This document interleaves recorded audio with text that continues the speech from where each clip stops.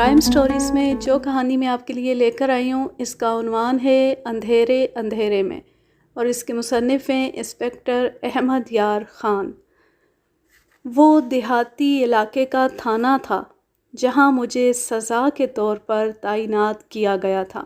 ایک انگریز police inspector کے ساتھ ایک جھگڑا اس حد تک بڑھ گیا تھا کہ میں کرسی سے اس ارادے سے اٹھا کہ آج خواہ نوکری چلی جائے یا جیل جانا پڑے، اس انسپکٹر کو پھینٹی لگا کر رخصت کروں گا۔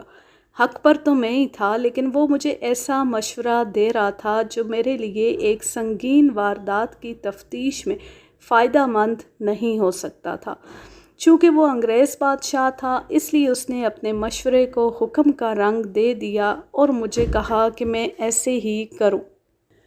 میں نے اسے کہا کہ اس صورت میں تفتیش میرے ہاتھ سے لے لو یا اپنا حکم واپس لے لو۔ اس نے بڑی فرعونیت کے لہجے میں کہا کہ تفتیش بھی تم ہی کرو گے اور میرا حکم بھی مانو گے۔ میں نے حکم ماننے سے صاف انکار کر دیا اور جھگڑا بڑھ گیا۔ میں اسے مارنے کے لیے اٹھا تو میرے جونیئر سب انسپکٹر اور ASI نے مجھے پکڑ لیا۔ انگریز انسپکٹر نے میری تحریری رپورٹ اوپر بھیجی۔ اوپر بھی انگریز بیٹھے ہوئے تھے۔ انہوں نے بڑے صاف لفظوں میں اعتراف کیا کہ میں حق پر ہوں، لیکن ایک انگریز انسپکٹر کی حکم عدولی کو انہوں نے ناقابل معافی جرم قرار دے کر مجھے شہر کے تھانے سے ایسے دیہاتی تھانے میں بھیج دیا جس علاقے میں جرائم نسبتاً زیادہ ہوتے تھے۔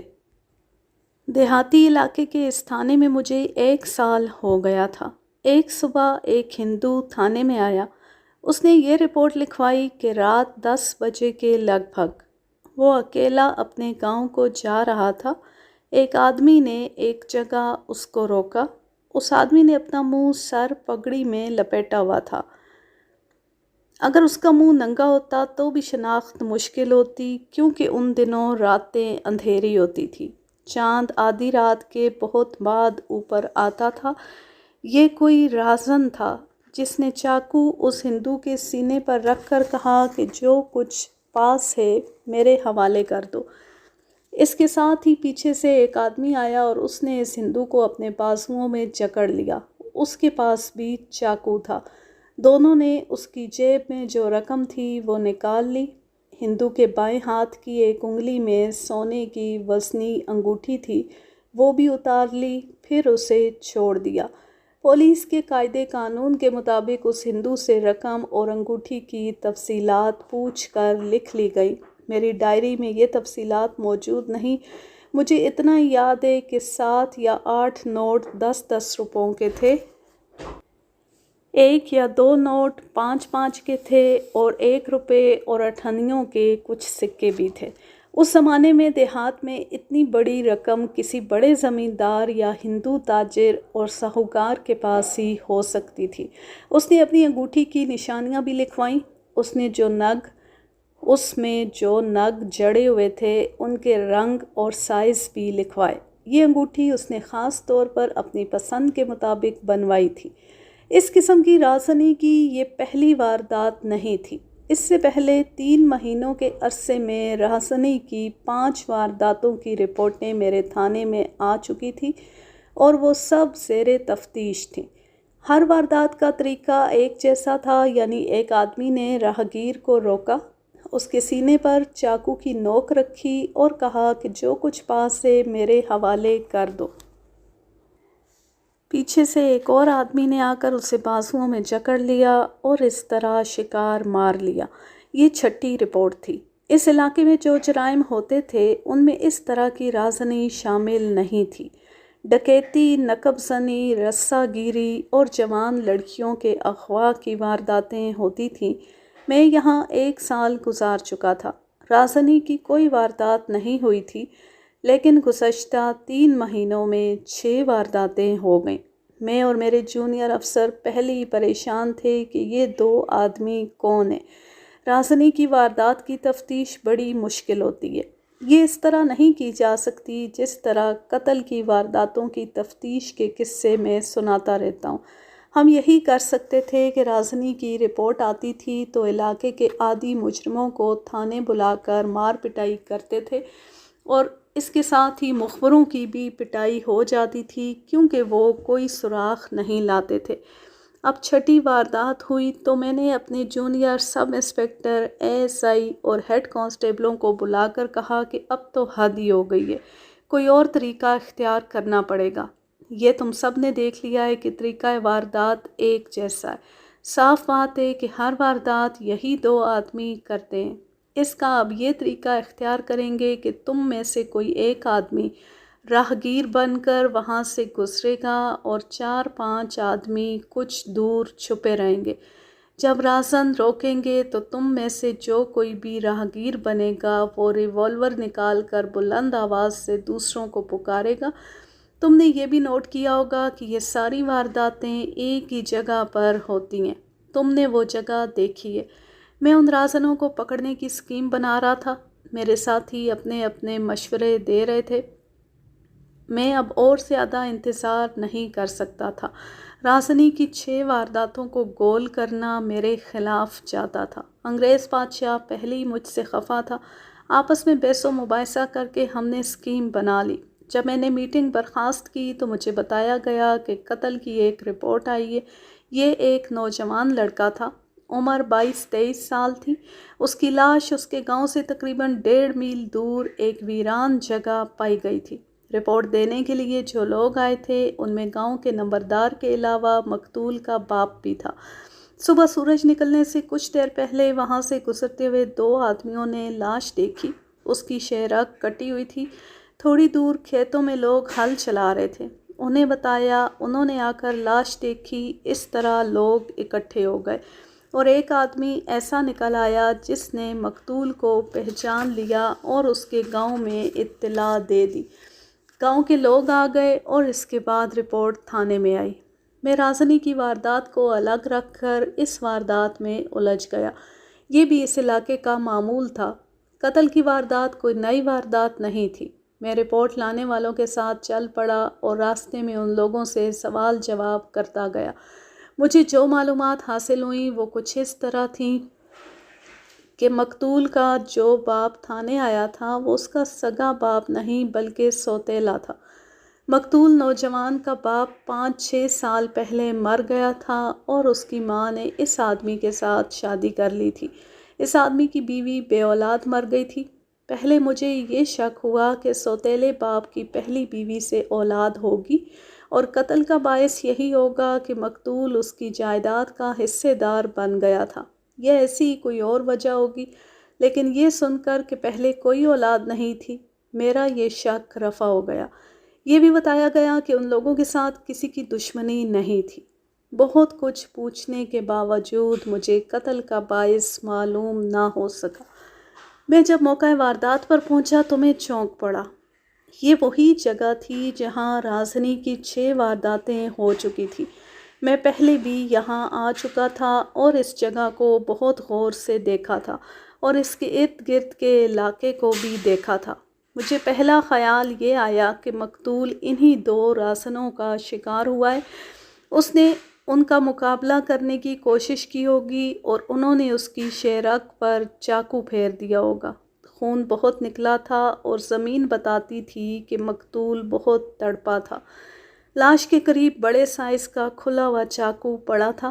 میں نے اٹھا کر دیکھا، اس پر خون کا ایک بھی داغ یا دھبا نہیں تھا۔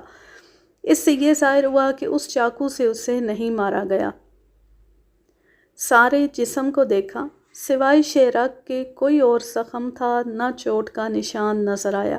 چونکہ گردن کے زخم پر خون جمع ہوا تھا اس لیے میں اندازہ نہ کر سکا کہ کون سا ہتھیار استعمال ہوا ہے۔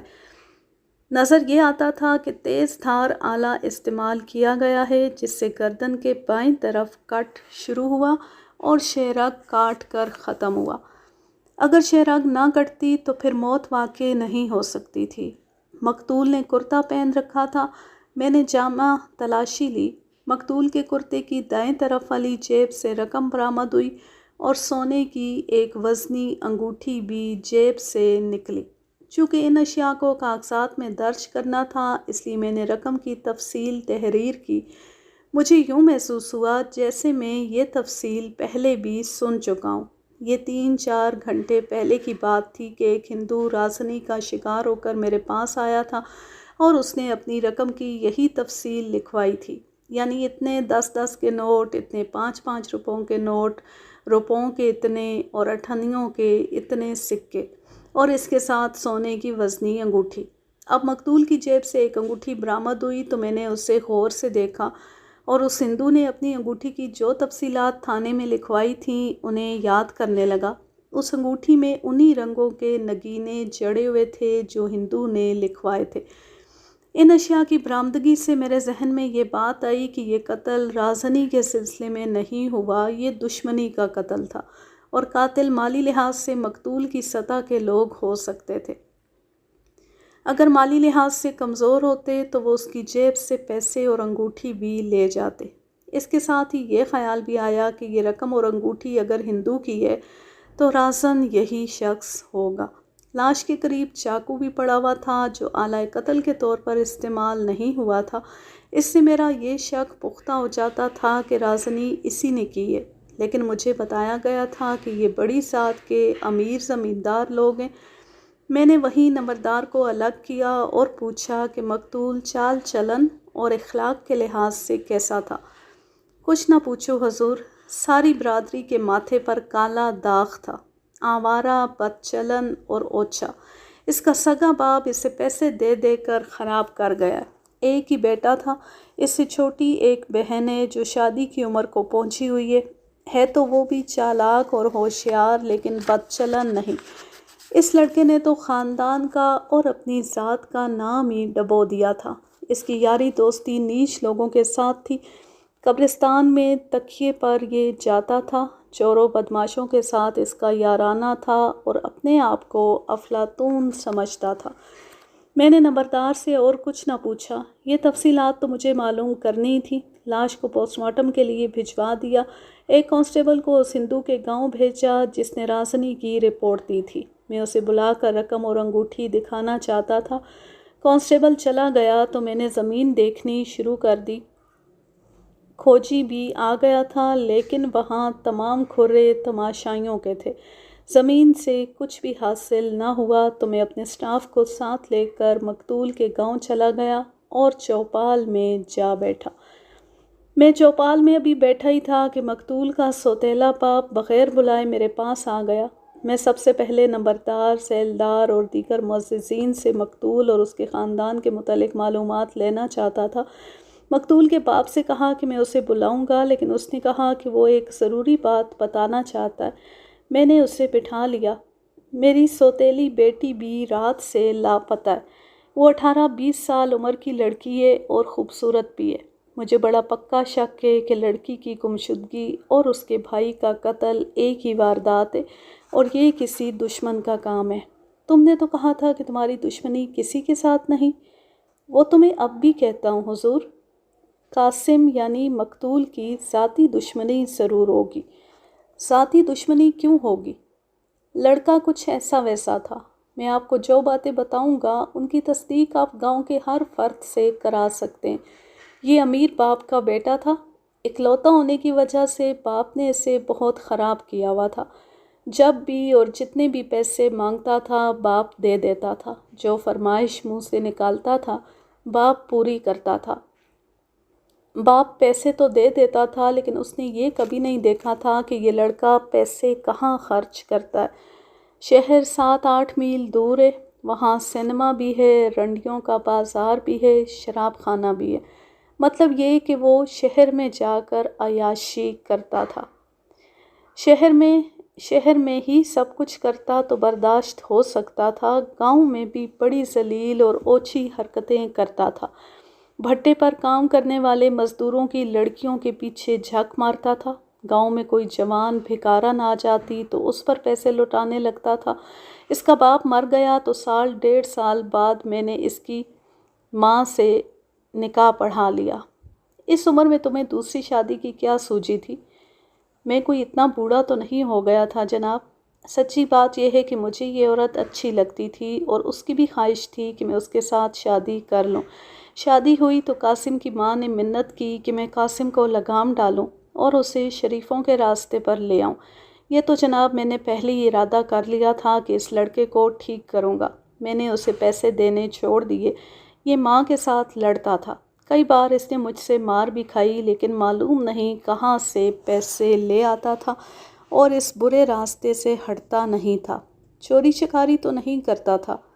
کرتا ہوگا جناب، لیکن کبھی چوری کرتے پکڑا نہیں گیا، اور اس کی ماں اور بہن نے کبھی ایسی شکایت بھی نہیں کی کہ اس نے گھر سے پیسے چرائے ہیں۔ میں گھر کی بات نہیں کر رہا، مجھے شک ہے کہ یہ باہر چوری کی وارداتیں کرتا تھا۔ میں تمہیں بعد میں بتاؤں گا۔ مجھے شک ہے کہ یہ رازنی بھی کرتا تھا۔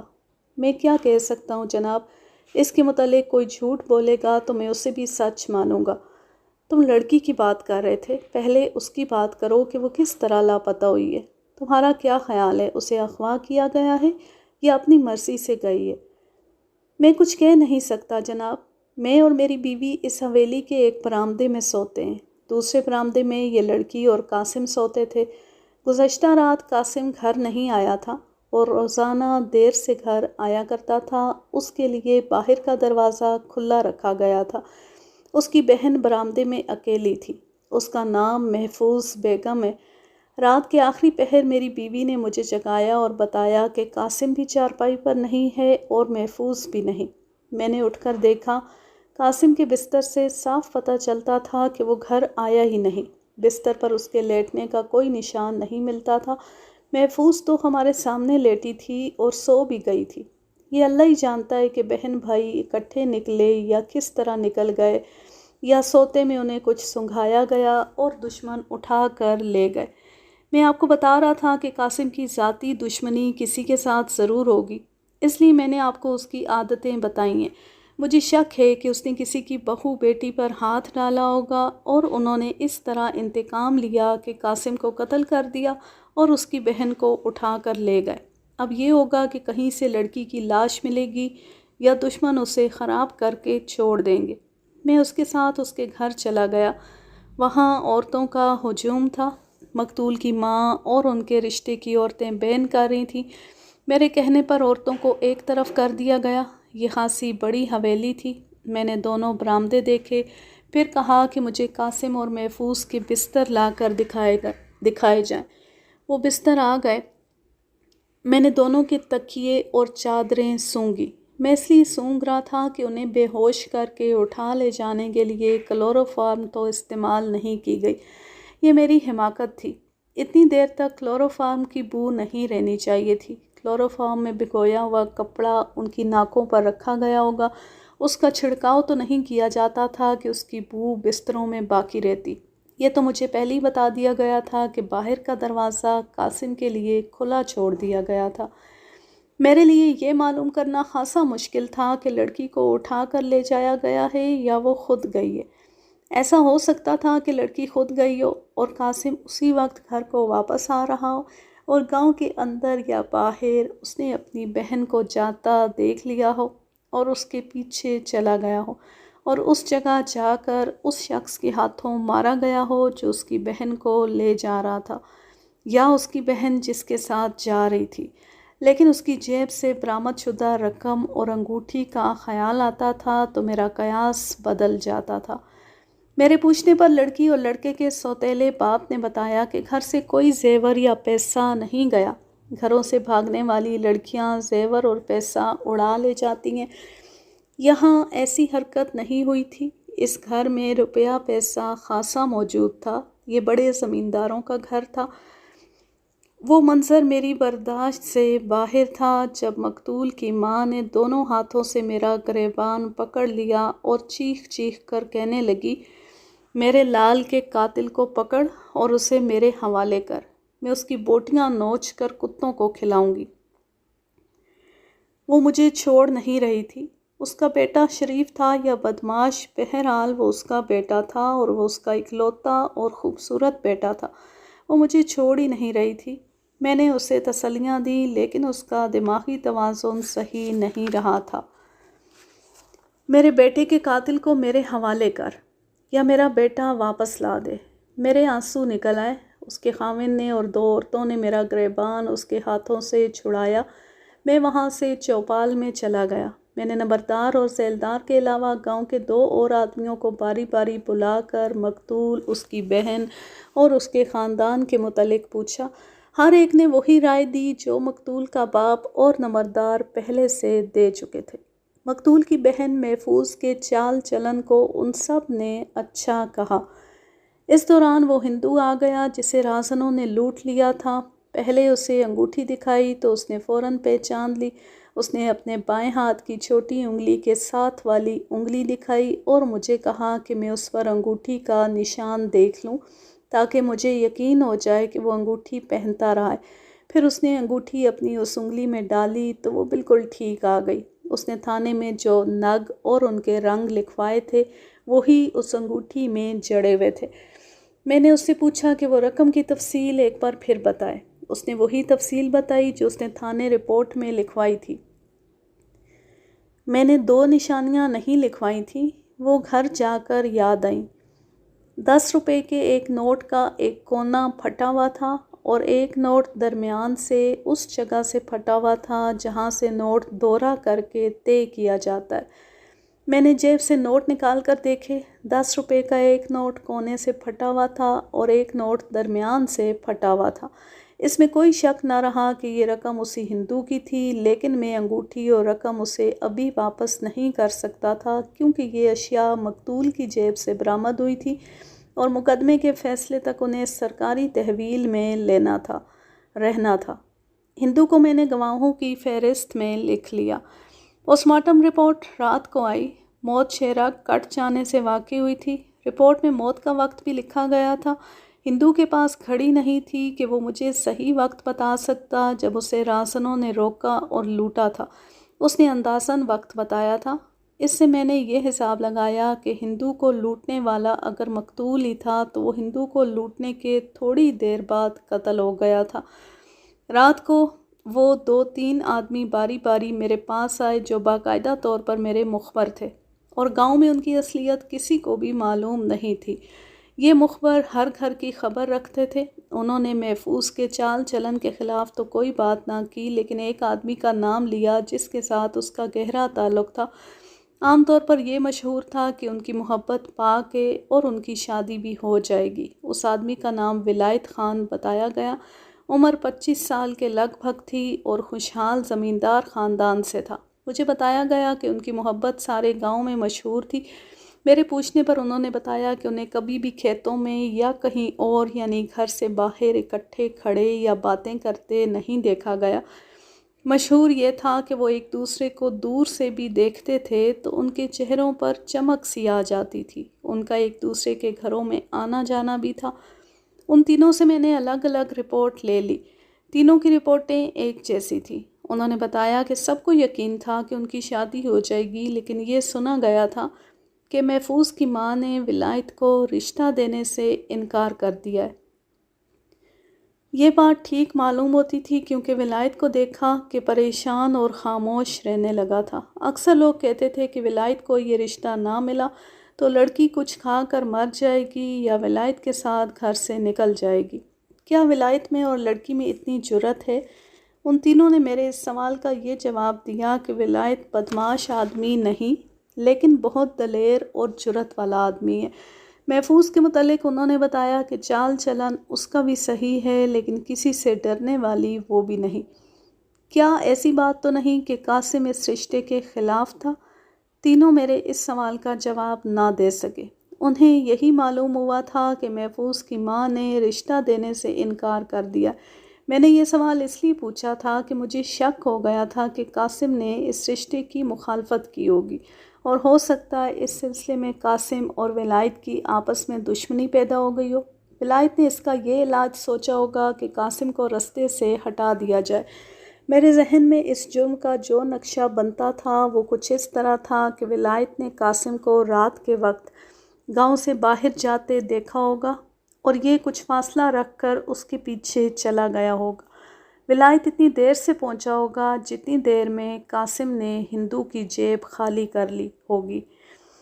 یہ خیال تو مجھے پہلے ہی آیا تھا کہ قاسم کو کسی ایسے آدمی نے قتل کیا ہے جو صرف قتل کرنا چاہتا تھا۔ اسے اس سے کوئی دلچسپی نہیں تھی کہ مقتول کی جیب میں کیا ہے۔ اس کا مطلب یہ تھا کہ قتل کا باعث دشمنی تھی، لوٹ مار نہیں تھی۔ یہ قاتل ولایت ہو سکتا تھا۔ میرے شک کو یہ بات بھی ذرا پختہ کرتی تھی کہ قاسم کی بہن ولایت کو چاہتی تھی اور رشتے سے انکار ہو چکا تھا۔ ایسا ہو سکتا تھا کہ مقتول کی بہن ولایت کے ساتھ گھر سے جا رہی ہو اور مقتول انہیں راستے میں مل گیا ہو اور اس نے ولایت کو روکا ہو اور ولایت نے اسے قتل کر دیا ہو۔ میرا دماغ اسی شک پر کام کر رہا تھا کہ ان تینوں مخبروں میں سے ایک نے ایک نئی بات بتائی۔ 20-25 روز گزرے۔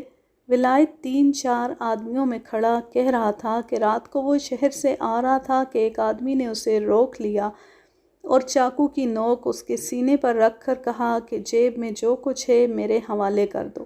ولایت کہتا تھا کہ وہ خالی ہاتھ تھا، پھر بھی وہ اتنی آسانی سے جیب خالی نہیں کرنا چاہتا تھا، لیکن پیچھے سے ایک آدمی نے اسے اس طرح جکڑ لیا کہ اپنے بازو میں ولایت کی گردن لپیٹ لی اور چاقو کی نوک اس کے پہلو کے ساتھ لگا دی۔ اس طرح ان دونوں نے اس کی جیب سے پیسے نکال لیے۔ ولایت کہتا تھا کہ وہ تھانے رپورٹ نہیں کرے گا بلکہ خود ان راسنوں سے اپنی بے عزتی کا بدلہ لے گا۔ یہ بات سنتی میں نے نمبردار کو بلایا اور اسے یہ بات سنا کر پوچھا کہ یہ کہاں تک سچ ہے۔ یہ بالکل سچ ہے حضور۔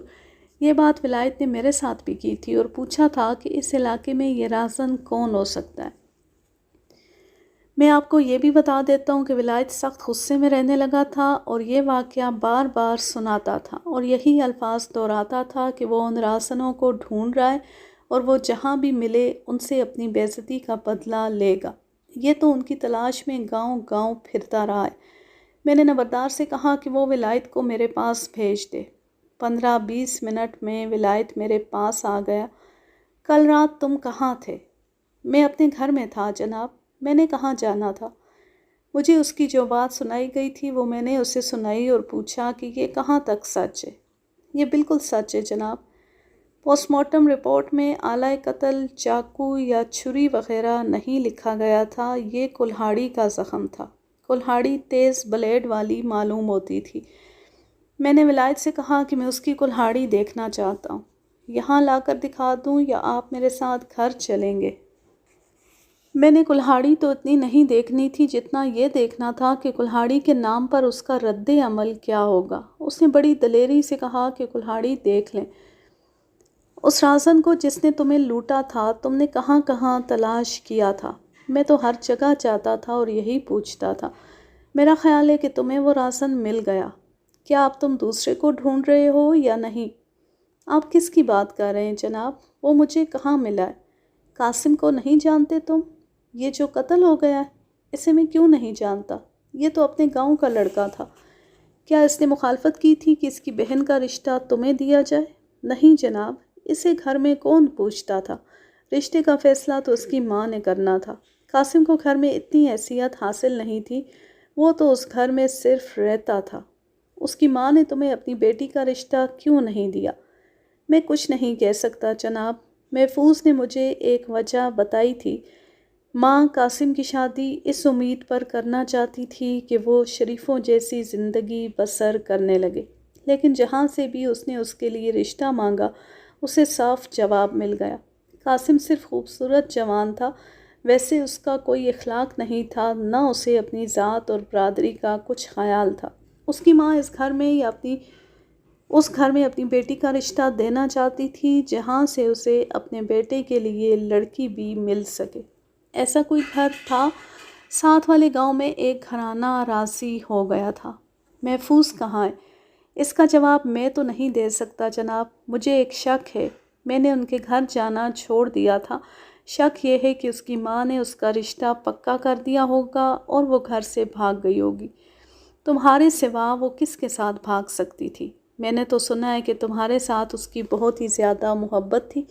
آپ نے ٹھیک سنا ہے جناب۔ میں نے یہ نہیں کہا کہ وہ کسی کے ساتھ بھاگ گئی ہے۔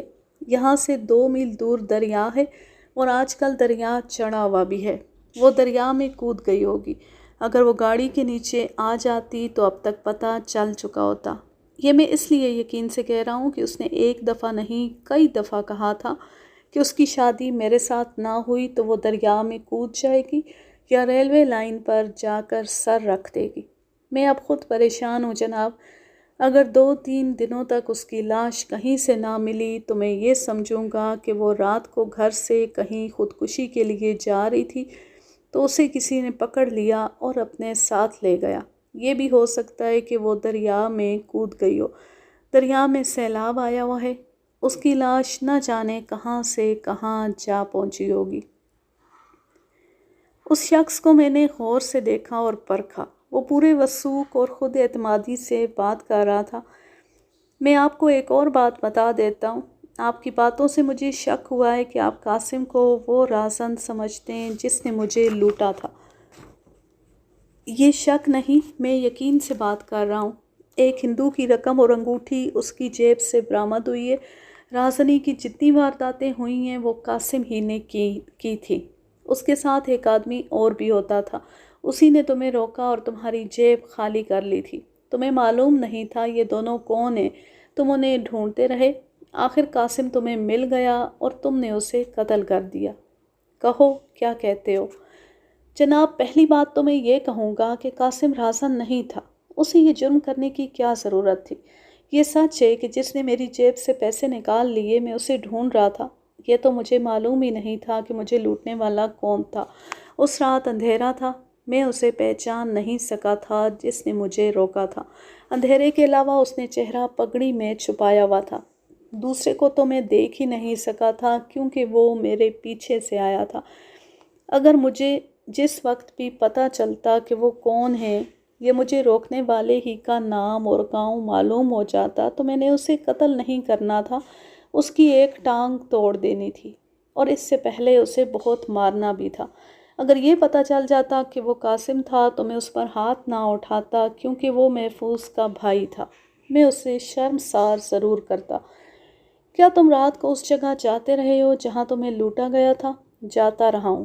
میں 4-5 بار وہاں گیا ہوں، وہاں بیٹھا بھی رہا ہوں، لیکن وہ وہاں نہ ملے۔ ہاتھ میں کیا لے کر جاتے رہے ہو؟ کلہاڑی یا چاقو؟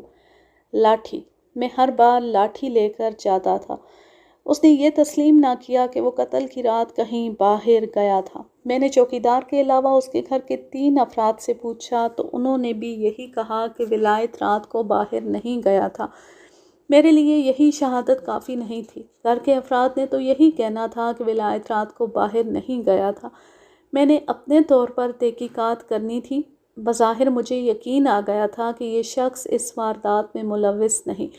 قتل کی تفتیش کے ساتھ ساتھ لاپتہ لڑکی محفوظ کو بھی تلاش کرنا تھا۔ میں نے بہت حد تک مان لیا تھا کہ محفوظ خودکشی کے لیے گھر سے نکل گئی ہوگی، لیکن میں نے اس امکان کو نظر انداز نہ کیا کہ لڑکی ولایت کے ساتھ گئی ہے اور اس نے اسے کہیں چھپا دیا ہے۔ اس امکان کے پیش نظر ولایت کے گھر کی تلاشی ضروری تھی، لیکن اس سے پہلے پوچھ گچھ کرنی تھی۔ میں نے ولایت کے بڑے بھائی اور باپ کو بلایا۔ کیا تم چاہتے ہو کہ ولایت کے لیے محفوظ کا رشتہ لیا جائے؟ میں نے ولایت کے باپ سے پوچھا۔ میں تو اتنا نہیں چاہتا تھا۔ ولایت کہتا تھا کہ محفوظ کے ساتھ ہی شادی کروں گا۔ میں نے اور ولایت کی ماں نے اس لڑکی کے گھر جا کر رشتے کی بات کی تو انہوں نے صاف صاف جواب دے دیا۔ تم اتنا کیوں نہیں چاہتے تھے؟ ایک تو میں اس لڑکے کا اپنے گھر میں آنا جانا پسند نہیں کرتا تھا، جو بیچارہ قتل ہو گیا، اللہ اسے معاف کرے۔ ولایت اس کی بہن کے لیے اس کے گھر جاتا تھا تو قاسم بھی کبھی کبھار ہمارے گھر آ جاتا تھا۔ ولایت سے چھوٹی میری 2 بیٹیاں ہیں، ان کی وجہ سے میں اپنے گھر میں قاسم کا آنا جانا پسند نہیں کرتا تھا۔ میں آپ کو سچی بات بتاتا ہوں، محفوظ کی ماں بھی کوئی اچھی عورت نہیں، غرور اور تکبر کرتی ہے اور اپنے جیسا کسی کو سمجھتی نہیں۔ خاوند کو مرے ابھی 6 مہینے پورے نہیں ہوئے تھے کہ اس نے دوسری شادی کر لی۔ رشتے سے انکار پر ولایت کا رویہ کیا تھا؟ غصے میں آ گیا تھا۔ کہتا تھا کہ یہ لڑکی نہیں ملی تو اب میں ساری عمر شادی نہیں کروں گا۔ محفوظ کی ماں کے پاس گیا ہوگا۔ میں کچھ نہیں کہہ سکتا جناب، ہمارے ساتھ تو اس نے بولنا ہی چھوڑ دیا تھا۔ باپ سے میں نے بہت سی باتیں پوچھیں، پھر اس کے بڑے بھائی سے پوچھ گچھ کی۔ اس نے صاف کہا کہ وہ اپنے خاندان کا رشتہ اس گھر کے ساتھ جوڑنا پسند نہیں کرتا تھا۔ لڑکی تو ٹھیک ٹھاک ہے جناب، پکے چال چلن اور اچھے اخلاق کی لڑکی ہے، اور وہ صرف ولایت کو نہیں بلکہ ہمارے سارے گھر کو چاہتی ہے۔ لیکن قاسم بدنام لڑکا تھا، اور اس کی ماں بھی کوئی اتنی نیک نام نہیں تھی۔ اس عورت میں دکھاوا بہت ہے۔ اپنے بیٹے کو اس نے اسی طرح دکھاوے میں خراب کر دیا۔ بیٹا گھٹیا قسم کی بدمعاشیاں کرتا تھا تو ماں کہتی تھی کہ میرا بیٹا شہزادہ ہے۔ دیکھ میرے بھائی، تم کچھ سیانے آدمی معلوم ہوتے ہو، میں تمہارے ساتھ سیدھی بات کرتا ہوں۔ مجھے اس قسم کی اطلاعات ملی ہیں کہ محفوظ کو ولایت نے کہیں چھپا دیا ہے۔ اگر ایسی بات ہے تو مجھے بتا دو، میں اسے گرفتار نہیں کروں گا۔ گرفتار کرنے کی کوئی وجہ ہی نہیں، لڑکی جوان ہے، وہ بیان دے دے گی کہ وہ اپنی مرضی سے ولایت کے ساتھ گئی ہے، یہ کوئی جرم نہیں۔ میں وعدہ کرتا ہوں کہ پردے میں لڑکی اس کے وارثوں کے حوالے کر دوں گا۔ کہاں چھپائی ہوگی؟ اگر وہ لڑکی کو گھر لاتا تو ہم اسی وقت لڑکی کو اس کے گھر چھوڑ آتے۔ ہم ایسا کام کبھی نہیں کریں گے جو ہمارے خاندان کی بے عزتی کا باعث بنے۔ اگر ولایت نے لڑکی کو کہیں اور جا چھپایا ہے تو وہ ہمیں معلوم نہیں۔ لڑکی اسی رات غائب ہوئی ہے جس رات یہ لڑکا قتل ہوا ہے۔ اب تم مجھے سچ سچ بتا دو کہ اس رات ولایت گھر سے غیر حاضر ہوا تھا؟ جناب عالی، میں اس سوال کا جواب بھی نہیں دے سکتا۔ ولایت اکیلا چھت پر سوتا ہے اور ہم سب نیچے صحن میں سوتے۔ اگر وہ رات کو پچھلی طرف سے اتر گیا ہو تو میں کچھ کہہ نہیں سکتا، لیکن ایسا ہوا نہیں۔ ہم نے اس صبح کھیتوں میں جانا تھا، میں نے اوپر جا کر منہ اندھیرے اسے جگایا تھا۔ اگر وہ لڑکی کو لے کر کہیں گیا ہوتا تو اتنی سویرے اپنی چارپائی پر نہ ہوتا۔ جب تم نے اسے جگایا تو اس کے پاس کلہاڑی تھی؟ کلہاڑی تو وہ روزانہ رات کو اپنے بستر کی پائنتی پر رکھ کر سوتا تھا۔ کیوں؟ اسے کسی بات کا خطرہ تھا؟ نہیں جناب، ہمیں کسی کی طرف سے کوئی خطرہ نہیں، ہماری کسی کے ساتھ کوئی دشمنی نہیں۔ یہ تو آپ کو معلوم ہوگا کہ دیہات میں جو بھی آدمی کھلیان میں یا اپنی چھت پر اکیلا سوتا ہے وہ لاٹھی یا کلہاڑی اپنے پاس ضرور رکھتا ہے۔ میں نے اس شخص کو بہت کریدا، کھنگالا، لیکن اس کے منہ سے کوئی ایسی بات نہ نکلی جس سے یہ شک ہوتا کہ لڑکی ولایت کے قبضے میں ہے۔